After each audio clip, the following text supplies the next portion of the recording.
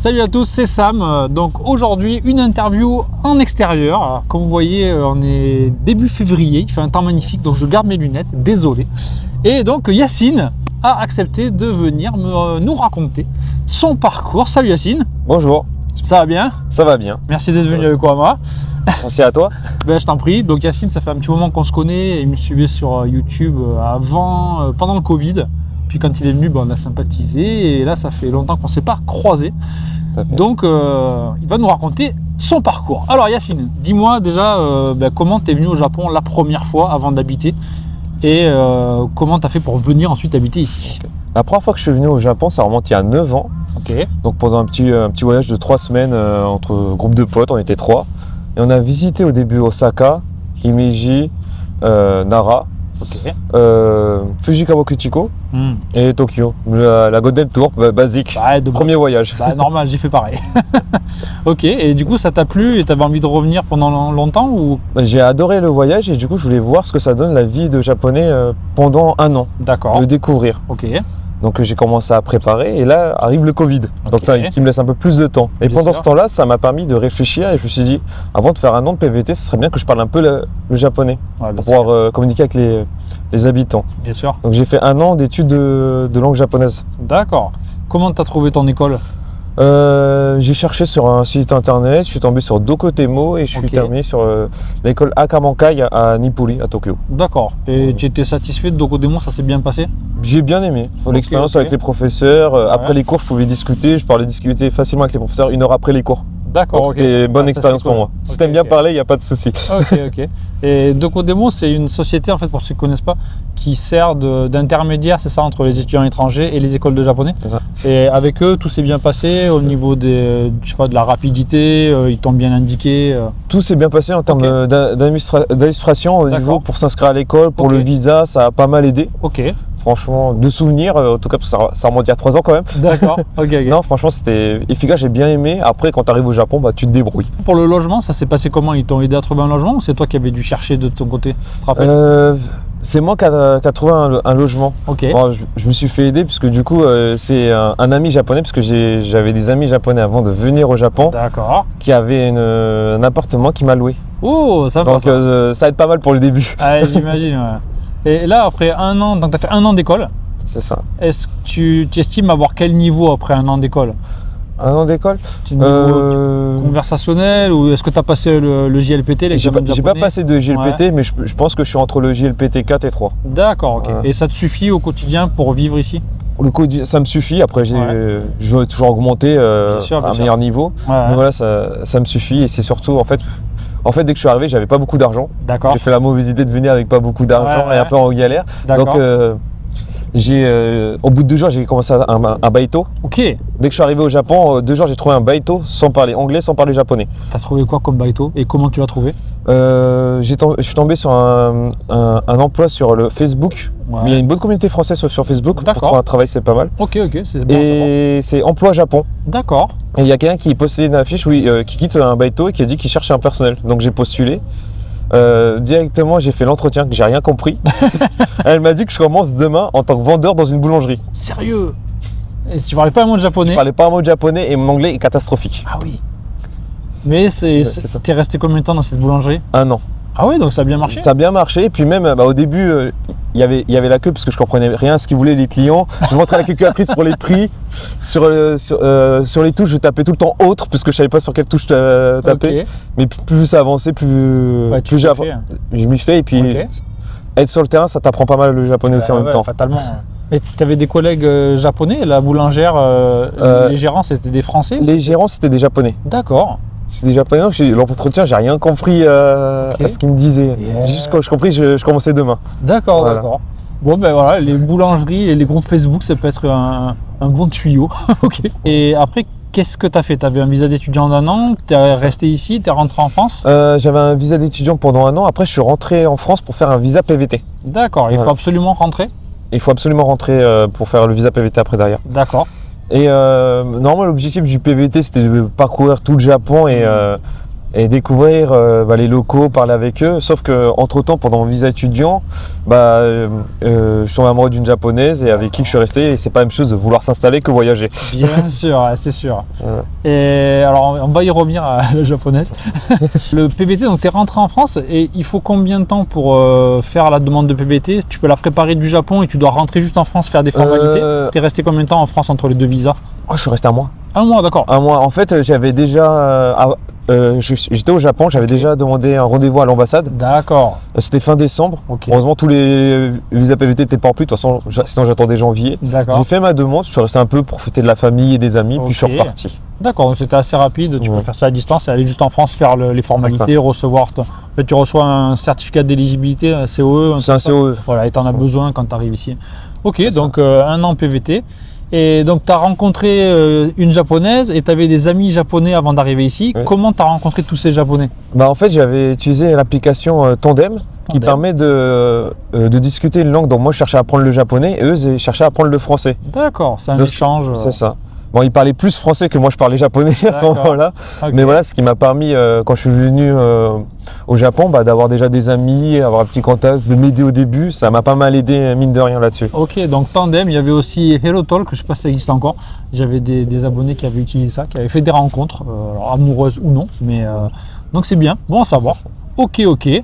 Et après, donc tu es revenu avec ton PVT et du coup, tu étais avec ta copine japonaise à cette époque? C'est ça. Et qu'est-ce que tu as fait pendant ton année de PVT? Tu as cherché du boulot? Vous avez voyagé? En fait, non, j'ai pas voyagé. J'ai vraiment cherché du travail à vouloir m'installer. Donc, j'ai pas bougé de Tokyo. Je suis resté dans les alentours de Tokyo. Okay. J'ai travaillé. J'essaie d'avoir un visa avec sponsorisé au niveau avec une entreprise. C'est compliqué. J'ai pas de diplôme, de licence ou autre. Tu cherchais dans quel domaine? Tu as bossé dans quel domaine? J'ai travaillé en tant que chauffeur de bus, de minibus pour les écoles. D'accord. Donc j'ai fait primaire, après j'ai fait pour une école française. Ouais. J'ai travaillé dans plusieurs boulangeries. Ok. Tant qu'à y rester, mais voilà. Sûr. D'accord, ok. Et en France, on n'en a pas parlé, mais qu'est-ce que tu avais fait en France avant de venir ici? En France, j'étais directeur de centre de loisirs. D'accord. Donc au niveau du sport, et puis j'étais payé pour être entraîneur de handball et arbitre de handball aussi. D'accord. Que du sport. Ok. Et ça, au Japon, c'est difficile de bosser dans le même domaine. Il faut que j'ai un meilleur niveau de japonais, je pense. Et je pense que c'est un peu plus compliqué. Ok. D'accord. Je me suis pas renseigné, à vrai dire. Et donc là, ton PVT est terminé, mais tu es toujours au Japon. Comment tu as fait? Tu as trouvé un sponsor ou qu'est-ce qui s'est passé? J'ai fait un visa mariage, ce qui est plus simple et plus... on voulait rester ensemble. Ouais, ça s'est bien passé pendant l'année qui suivait, donc on s'est mariés. Ça se passe toujours bien. D'accord, ok, c'est cool. Et qu'est-ce que tu fais maintenant professionnellement? Actuellement, je suis guide touristique à Tokyo et dans les alentours. D'accord. Et tu fais ça, tu es indépendant? Tu bosses pour une agence? Comment ça se passe? Je suis indépendant. Voilà, je cherche mes clients par moi-même. Alors, il y a des agences qui me contactent pour me donner du travail. D'accord. Mais voilà, j'arrive à trouver aussi par moi-même via les réseaux aussi. D'accord. Évidemment, je mettrai toutes ces infos dans la description. Donc, si vous voulez aller au Mont Fuji, balader à Tokyo, n'hésitez pas à contacter Yacine. Moi, je fais aussi des visites à Tokyo, mais plutôt Kamakura et Yokohama, même si je vais régulièrement à Tokyo. Mais par contre, je ne fais pas le Mont Fuji, tout ça, donc là, demandez aux spécialistes. Il y aura toutes les infos dans la description, son site, son compte Insta, tout ça. Tu fais ça à temps plein? Je fais ça à temps plein, j'en vis, ça se passe bien, j'en suis très heureux. D'accord. Et c'est sympa de faire découvrir la culture japonaise aussi à des personnes qui ne connaissent pas. Ouais, parce que guide, c'est pas seulement un GPS ambulant, c'est aussi quelqu'un qui vous traduit ce qui se passe autour de vous, qui vous explique la vie ici. Donc il y aura toutes les infos aussi sur mon site, si vous voulez visiter Kamakura avec moi. Aussi. Voilà. Et oui, je voulais te demander pour les agences, pour bosser comme guide pour une agence, est-ce qu'ils te demandent des qualifications? Parce qu'il y a des diplômes de guide agréé, mais c'est super difficile, il faut parler très bien japonais, connaître l'histoire.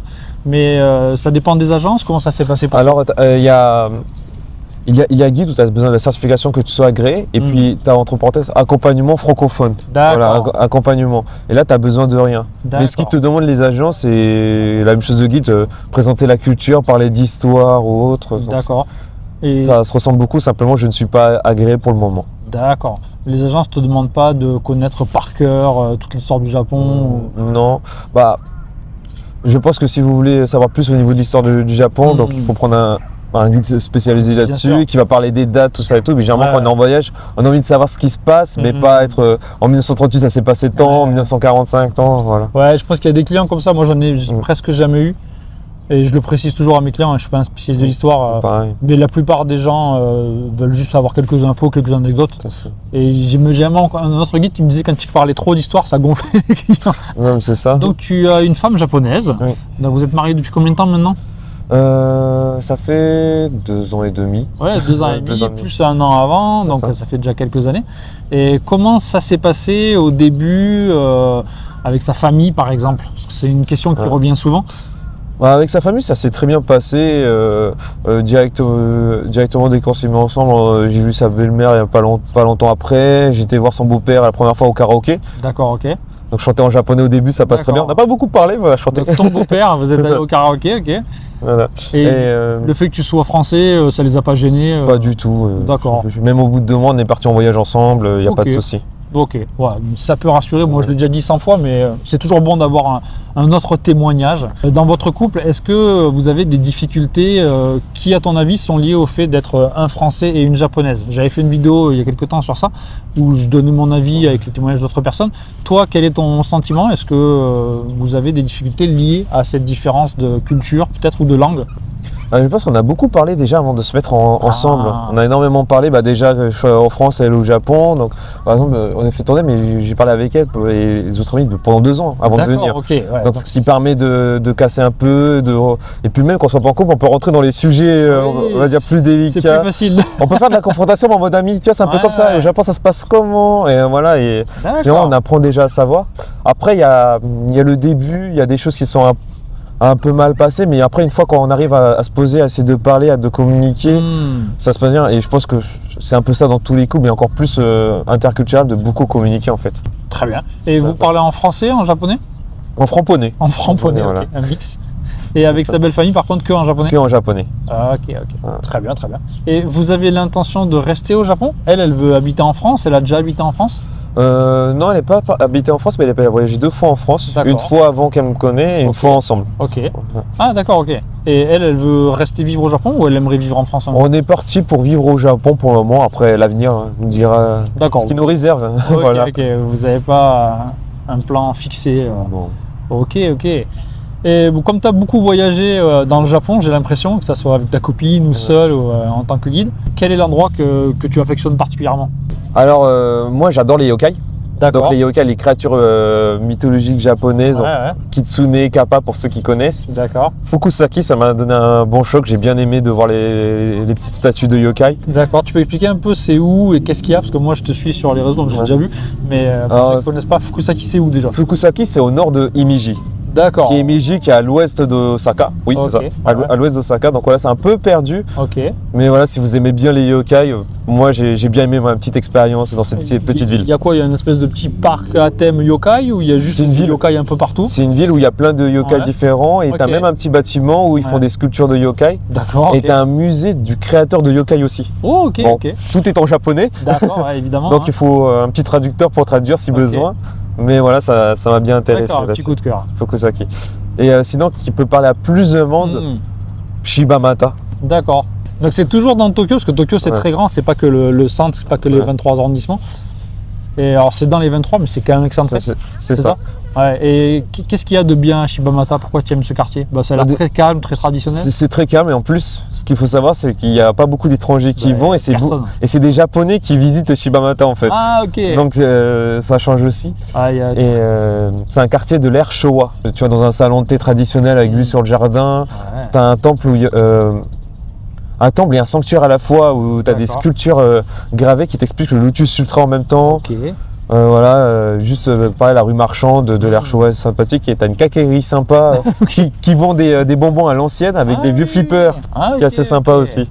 Ouais, c'est cool. Shibamata, hein, pour Voilà. ceux qui veulent y aller. Par exemple, de la gare de Ueno de Tokyo, il faut combien de temps pour y aller? De Une demi-heure? Ueno, tu as 30 minutes. 30 minutes, ouais, voilà. Voilà. Donc c'est vrai que si vous êtes à Shinjuku, ça fait un peu plus long, mais bon, Ouais. ça reste dans Tokyo, donc C'est ça. ça fait un petit dépaysement tout en restant à Tokyo, quoi. Et ça permet de visiter Tokyo sans voir beaucoup de monde. Ouais, Hormis le week-end, il y a des Japonais. Ouais, d'accord, ok. Ok, très bien. Et maintenant, quelques questions sur le fait d'être musulman au Japon. Est-ce que pour la nourriture halal, on a déjeuné ensemble tout à l'heure, tu me disais, on en discutait un peu, est-ce que tu peux expliquer comment ça se passe? Est-ce que c'est difficile? Est-ce que c'est facile? Comment ça se passe? Alors pour moi, c'est pas difficile. Alors, si on remonte il y a 9 ans, j'avais trouvé un seul restaurant pendant mon voyage. Mais depuis que je suis revenu, il y a pas mal de restaurants halal qui ont ouvert. Rien que par exemple, dans le quartier de Ueno, cette année, il y a 3 nouveaux restaurants halal qui ont ouvert. Donc voilà, ça commence à se démocratiser. Ok. Et en fait, tu as juste à Google Maps, tu peux taper halal. Mais le mieux, c'est de taper halal en katakana, donc l'alphabet japonais. D'accord. Tu auras plus de propositions. Ok. Et puis après, il y a tellement de choses avec le poisson ou autre, c'est un pays de pêcheurs, donc on peut se passer de viande aussi. D'accord. Et tu parlais de restaurants halal, est-ce que tu as des supermarchés où tu peux faire tes courses halal ou des bouchers halal? Comment ça se passe? Boucher halal, j'avoue, j'en ai pas cherché. D'accord. Mais supermarché halal, t'en trouves. Okay. Et puis tu as même un site internet pour pouvoir commander directement ta viande et elle arrive chez toi. D'accord. C'est quoi le nom du site? Je l'ai pas, mais si je te l'enverrai, tu me feras en description. Sinon, vous le contactez et voilà. il vous dira. Ok. Et tout à l'heure, on parlait, tu me disais pour la prière, il y a pas mal de salles de prière en fait au Japon, dans certaines gares, dans des magasins. Et puis même, tu peux le faire un peu n'importe où. Tu me dis l'autre fois, tu étais au bowling. C'est ça, mon expérience, j'étais au bowling et mon ami japonais, c'est vrai que j'étais musulman et c'est vrai que c'était l'heure de la prière. Et puis il m'a dit, tu dois pas faire ta prière. J'ai dit si, mais on est au bowling. Il m'a dit, tu peux la faire. J'ai dit, non, c'est étonnant, c'est pas possible. Et du coup, il est parti, il m'a dit, on va demander au gérant. Il est parti voir le gérant, il a dit, non, il n'y a pas de souci, tu pries là où il y a la piste, où tu as payé. Puis j'ai prié et pas de souci, rien. Voilà, c'est choquant, puis finalement, je me suis habitué à force. D'accord, ok. Et je sais déjà la réponse, mais est-ce que tu as déjà eu des mauvaises expériences de racisme de la part de Japonais parce que tu es étranger, parce que tu es français, parce que tu es musulman ou pas? Je n'ai rien reçu en termes de racisme là-dessus, j'ai pas vécu de mauvaises expériences. D'accord, c'est ce que dit tout le monde, tous mes invités, mais comme je dis tout à l'heure, je demande toujours à chaque fois, c'est la question redondante, mais il y a encore des gens qui me disent ouais, le Japon, je suis d'origine ça, je vis au Japon, je m'inquiète, donc rassurez-vous. Franchement, t'as ce qui se passe dans les réseaux et puis t'as ce qui se passe dans la réalité. Alors, il y a forcément des Japonais racistes, oui, bien sûr. Mais peut-être ils ne le montrent pas.